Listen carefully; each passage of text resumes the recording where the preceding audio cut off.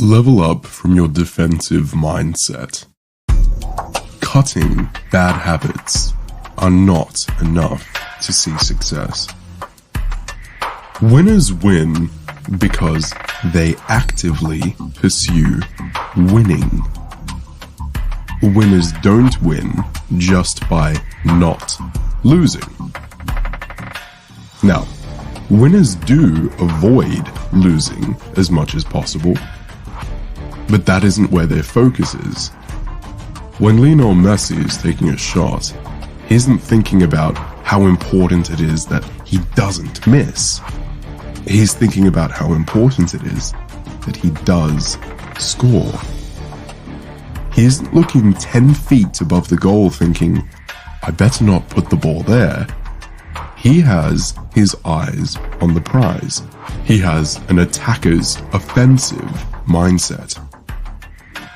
The problem with the men's self-improvement space at the moment is that it focuses too heavily on the elimination of bad habits, and not enough on the establishment, persistence, and refinement of good habits. Focusing on things like reading 10 pages per day of a book, reducing screen time, avoiding pornography, and meditating are all positive and worthwhile endeavors that are worth adding to your routine. But they should be nowhere near your long-term priority list if you're looking to achieve greatness. Now, don't get us wrong. We're not telling you to avoid books, scroll YouTube shorts for 8 hours a day, and yank your chain like you're Mark Hanna from The Wolf of Wall Street. We're just saying that if you're a stockbroker, your primary focus should be on stocks.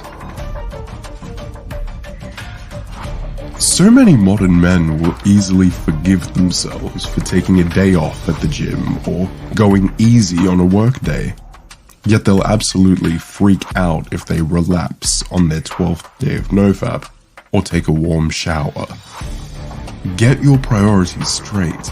Don't you remember that the entire reason you wanted to cut out these bad habits was to get more work done?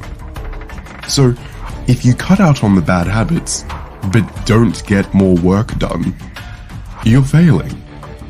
And if you, for whatever reason, continue with your bad habits on and off, but you do get more work done, you are succeeding. It's all about the purpose behind the intention.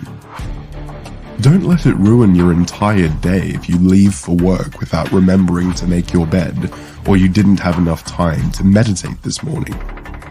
Instead, do beat yourself up if you wake up and go to sleep without actually getting anything done in between those two events. We can already see the comments incoming. It wasn't until I took cold showers and started meditating that I became truly productive. I can't afford to place these habits lower down on my priority list. They changed the game for me. They're the reason I can finally get things done. The problem with this thinking is that if your productivity goals are simply to get things done, then greatness is very, very far away. You see, people at the top of their field aren't crossing their fingers, hoping that if they feel energetic or motivated, or that if their cold shower sparks their energetic center, that they'll get their 2 hours of work done that day. Nor do they pat themselves on the back just for being productive on a basic level. They are razor sharp in the focus of their craft. Elite musicians don't think, wow, I've practiced this song 6 times today. Let me tick that off my list. They are focused on the way every single note is performed. Do you see the difference? An elite athlete doesn't panic over whether they miss an ice bath or eat a processed snack every now and then. They do try to avoid these little mistakes, but they'd much rather make the small mistake of indulging in a chocolate bar than the enormous mistake of missing practice. The difference is that one type of person is hoping that they get something done. The other person knows that they'll get something done, and they're worried about the quality of work that they engage in. What type of person do you think is going to be more successful in their craft? What we recommend when you address the balance of instating good habits and cutting bad habits is that you focus on both, but that you keep them in the right order of priorities.